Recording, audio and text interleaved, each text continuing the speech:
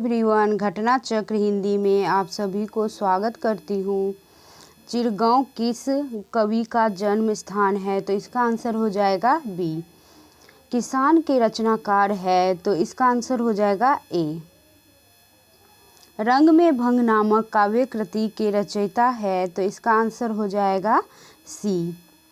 निम्नलिखित में से एक मैथिली शरण गुप्त की काव्य रचना नहीं है तो इसका आंसर हो जाएगा डी। मैथिली शरण गुप्त द्वारा रचित जयद्रथ वध क्या है? तो इसका आंसर हो जाएगा सी। मैथिली शरण गुप्त द्वारा रचित जयद्रथ वध का प्रकाशन 1910 ईस्वी में हुआ था। मैथिली शरण गुप्त की प्रारंभिक रचनाओं में भारत भारती को छोड़कर जयद्रथ वध की प्रसिद्धि सर्वाधिक रही। हरिगीतिका छंद में रचित यह एक खंड काव्य है। साकेत महाकाव्य का सर्वाधिक जो मामिक सर्ग है इसका आंसर हो जाएगा डी। मैथिली शरण गुप्त कृत साकेत महाकाव्य का नवम सर्ग सर्वाधिक मामिक है। साकेत में 12 सर्ग हैं जिसकी रचना काल जो है वो 1916 से 1932 ईस्वी है। साकेत की संपूर्ण कथा का केंद्र बिंदु जो है वो उर्मिला है। आरंभ में इसका नाम उर्मिला उताप अर्थात उर्मिला काव्य रचा गया क्योंकि महाकवि रविंद्रनाथ ने बंगला भाषा में लिखे गए अपने निबंध काव्येर उपेक्षिता में राम कथा में अव्यक्त वेदना और देवी उर्मिला के प्रति भारतीय कवियों की उपेक्षा की ओर ध्यान आकृष्ट किया था और आचार्य महावीर प्रसाद द्विवेदी ने कवियों की उर्मिला विषयक उदासीनता लेख द्वारा हिंदी कवियों से अनुरोध किया था कि वे इस उपेक्षा को दूर करें। अपने काव्य गुरु द्विवेदी जी से संकेत पाकर गुप्त जी ने साकेत लिखना शुरू कर दिया। साकेत की कथा का मुख्य संबंध किसके चरित्र विकास से जुड़ा है? तो इसका आंसर हो जाएगा बी। साकेत की कथा का मुख्य संबंध जो है वो उर्मिला और लक्ष्मण के चरित्र से जुड़ा है। यह मैथिली शरण गुप्त का सर्वश्रेष्ठ काव्य है। इसकी कथा साकेत अयोध्या को केंद्र मानकर लिखी गई है। इस काव्य का प्रारंभ अयोध्या के राजभवन में होने वाले लक्ष्मण उर्मिला के विनोद से होता है। यह विशद प्रबंध काव्य है। इसमें लक्ष्मण की पत्नी उर्मिला को नायिका बनाकर राम कथा कही गई है। साकेत रचना की मूल प्रेरणा जो है वो गुप्त जी को महावीर प्रसाद द्विवेदी के एक लेख कवियों की उर्मिला विषयक उदासीनता से मिली जो सरस्वती में 1918 ईस्वी की जुलाई में भुजंग भूषण भट्टाचार्य के छंदम नाम से छपा था। 1908 ईस्वी की जुलाई में भुजंग भूषण भट्टाचार्य के छंदम नाम से छपा था। मैथिली शरण गुप्त ने इतिहास के उपेक्षित नारी पात्र को निम्न पुस्तक में प्रतिष्ठित किया तो इसका आंसर हो जाएगा डी। द्विवेदी युग के संपूर्णतः प्रतिनिधि कवि है तो इसका आंसर हो जाएगा डी। आचार्य रामचंद्र शुक्ल ने अपने हिंदी साहित्य का इतिहास में लिखा है, गुप्त जी की प्रतिभा की सबसे बड़ी विशेषता है काल अनुसार की क्षमता अर्थात उत्तरोत्तर बदलती हुई भावनाओं और काव्य प्रणालियों को ग्रहण करते चलने की शक्ति। इस दृष्टि से हिंदी भाषी जनता के प्रतिनिधि कवि जो है ये निस्संदेह कहे जा सकते हैं। भारतेंदु के समय से स्वदेश प्रेम की भावना जिस रूप में चली आ रही थी उसका विकास भारत भारती में मिलता है। इधर के राजनीतिक आंदोलनों ने जो रूप धारण किया उसका पूरा आभास पिछली रचनाओं में मिलता है। इस आधार पर कहा जा सकता है कि सत्याग्रह, अहिंसा, मनुष्यत्ववाद और विश्व प्रेम, किसानों एवं श्रमजीवियों के प्रति प्रेम एवं सम्मान सबकी झलक हम पाते हैं। अतः द्विवेदी युग के संपूर्णतः प्रतिनिधि कवि मैथिली शरण गुप्त है। अब हम छायावाद के बारे में रिवीजन करेंगे। छायावाद शब्द का सर्वप्रथम प्रयोग किस आलोचक ने किया था? तो इसका आंसर हो जाएगा ए। छायावाद शब्द का सर्वप्रथम प्रयोग मुकुटधर पांडे ने किया। छायावाद सिद्ध करने में पंडित मुकुटधर पांडे के श्री शारदा में प्रकाशित लेखमाला की अहम भूमिका रही। पंडित मुकुटधर पांडे की सरस्वती में प्रकाशित कविता कुकरी के प्रति को प्रथम छायावादी कविता माना गया है। समस्त हिंदी साहित्य जगत ने इसे स्वीकार भी किया। इसमें छायावाद के सभी तत्व समाहित थे।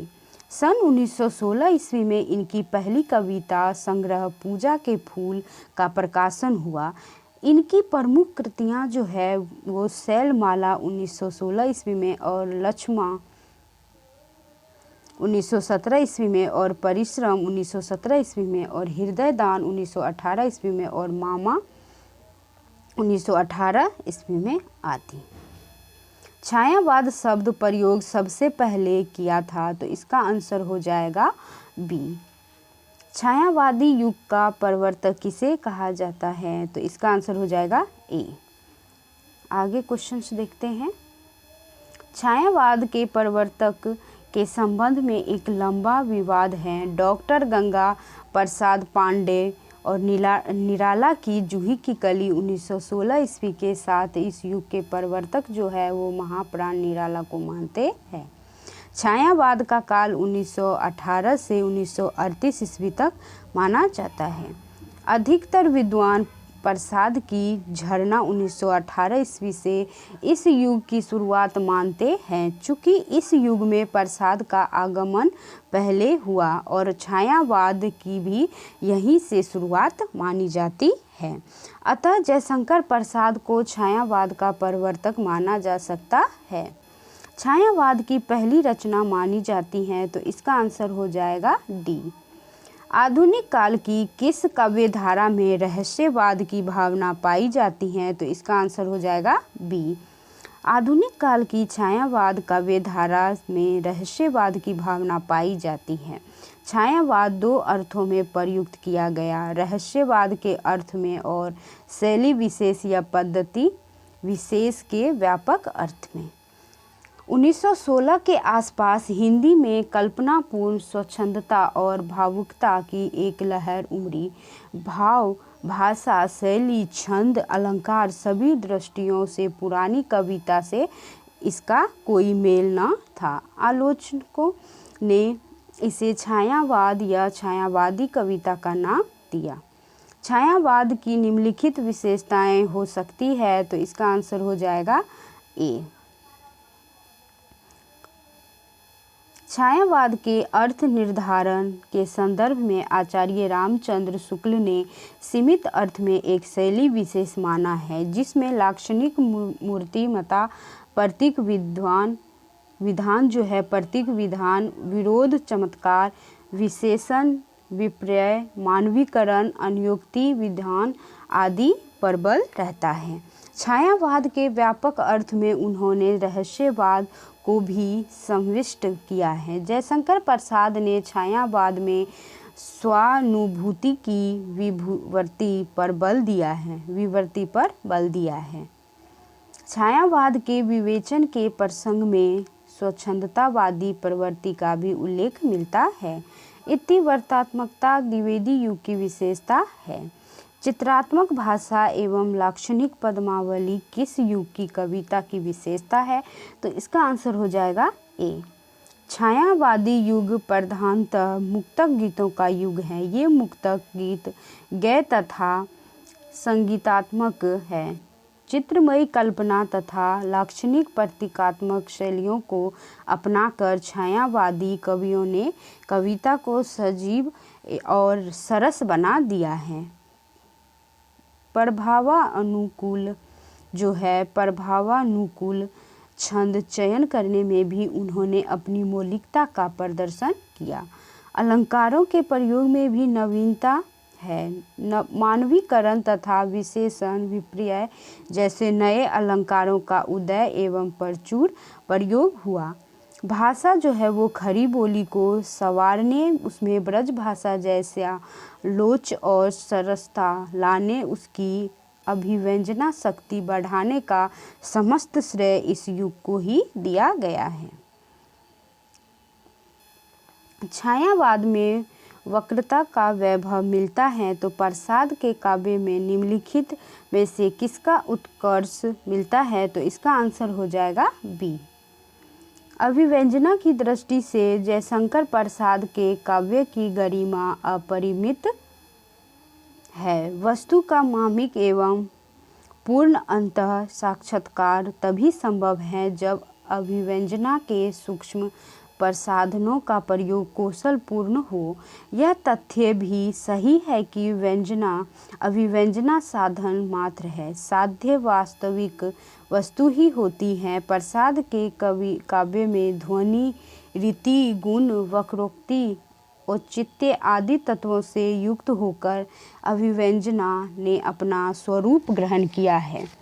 आंसू में प्रसाद की अंतर्भावनाओं की जैसी अभिव्यक्ति हुई है, वैसे अन्यत्र विरल है। कामिनी में एक प्रौढ़ विद्वता झलकती है। अमूर्त भावों को मूर्त रूप देने में प्रसाद की कला अतुलनीय रही है।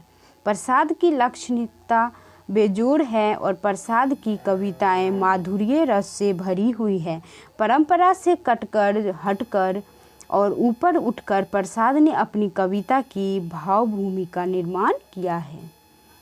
नेक्स्ट क्वेश्चंस देखते हैं। आधुनिक काल के तीसरे उत्थान की प्रमुख साहित्यिक प्रवृत्ति है, तो इसका आंसर हो जाएगा डी। आचार्य रामचंद्र शुक्ल ने आधुनिक काल को दो खंडों में विभाजित किया है, गद्य खंड और काव्य खंड। दोनों खंडों को दो दो प्रकरणों में बांटा गया है। खंड गद्य के पहले प्रकरण में ब्रज भाषा गद्य और खड़ी बोली गद्य का विवेचन तथा दूसरे प्रकरण में गद्य साहित्य का आविर्भाव विश्लेषित है। काव्य खंड में भी दो प्रकरण हैं, पुरानी काव्य धारा और नई धारा।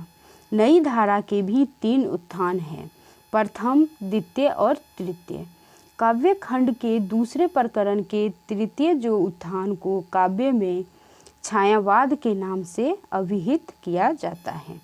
छायावाद जयशंकर प्रसाद की कामिनी की भाषा जो है क्या है, तो इसका आंसर हो जाएगा डी। जयशंकर प्रसाद की कामायनी की भाषा खड़ी बोली है। खड़ी बोली का यह अद्वितीय महाकाव्य मनु और श्रद्धा की आधार बनाकर रचित मानवता को विजयी बनाने का संदेश देता है। यह रूपक कथा काव्य भी है। उनकी यह कृति छायावाद और खड़ी बोली की काव्य गरिमा का ज्वलंत उदाहरण है। सुमित्रा नंदन पंत इसे हिंदी में ताजमहल के समान मानते हैं। सुमित्रा नंदन पंत जो है इसे हिंदी में ताजमहल के समान मानते हैं। कामिनी को छायावाद का उपनिषद किसने कहा है, तो इसका आंसर हो जाएगा डी। जयशंकर प्रसाद कृत कामिनी 1935 ईस्वी छायावादी शैली का प्रथम महाकाव्य है।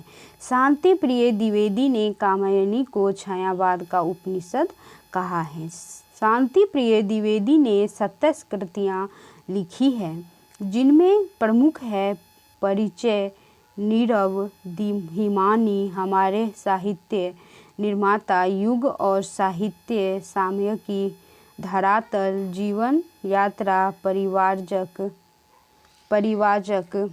की प्रजा और व्रत और विकास, कवि और काव्य परिक्रमा, चित्र और चिंतन एवं स्मृतियाँ और कृतियाँ जो है आदि रचनाएं लिखी है। किसने, तो जयशंकर प्रसाद जी ने कामिनी में। वीडियो देखने के लिए धन्यवाद।